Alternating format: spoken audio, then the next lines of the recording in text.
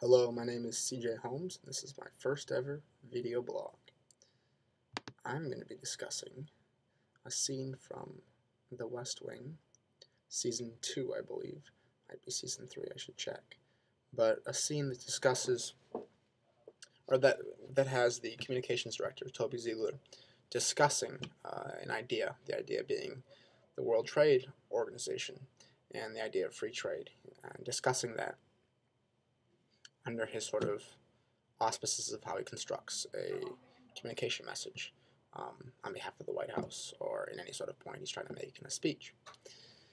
I'm going to kind of read the transcript I have here and then discuss my thoughts on it, and we can go from there.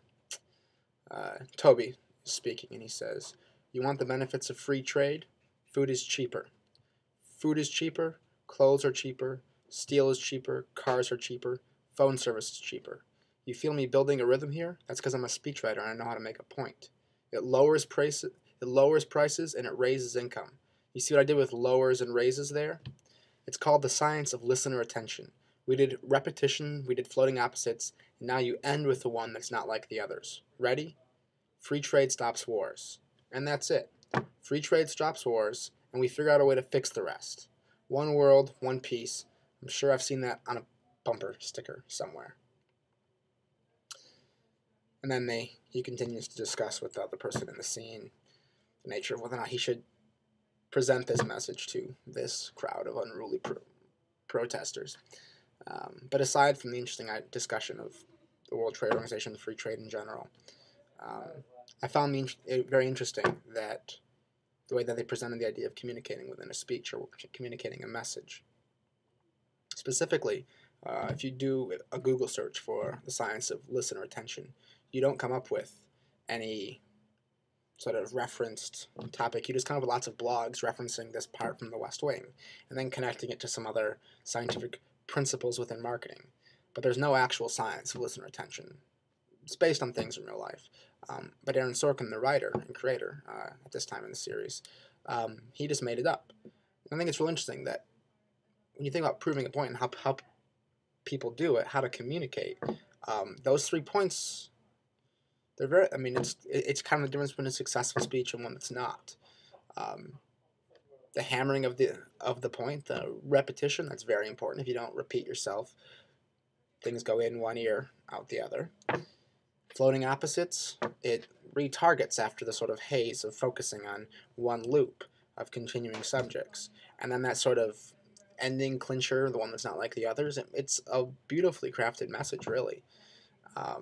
And as someone who's dabbled in speech writing and giving the speeches and critiquing and such, it's very interesting to me personally. But anyway, I guess I was within our 602 class, the class that spawned this blog project, we had to create a theory of communication, theory of human communication. Mine was an analytical model for looking at different communication exchanges, different experiences within the human context, and evaluating on their communication merits, their communication variables and whatnot. But this is an interesting sort of example of Aaron Sorkin's theory of human communication, or at least as it relates to how to prove a point, which often in communication is exactly what someone's trying to do, trying to prove a point. Even a little discussion, a little contention comes up hourly, probably, in most of our 9-to-5 lives. And I thought it was really interesting that a television show, and one about politics at that, was able to create a theory of human communication that holds up, and holds up well. I would wonder how many political speeches by career professional politicians follows this format, and then those that don't, how many of them are worse worse than the speeches in the show. Not just worse because they don't have multiple camera angles and a professional video crew, but worse because they don't actually follow a format like this. They aren't as good at communicating as someone who is just a writer for a television show. Anyway, that is my blog for the day, my one entry into video blogging world on the idea of the science of listener attention. Thank you very much for watching. And again, email me at chohms09@gmail.com with any comments. I really would love communication from this blog, so please email me. Thanks. Bye.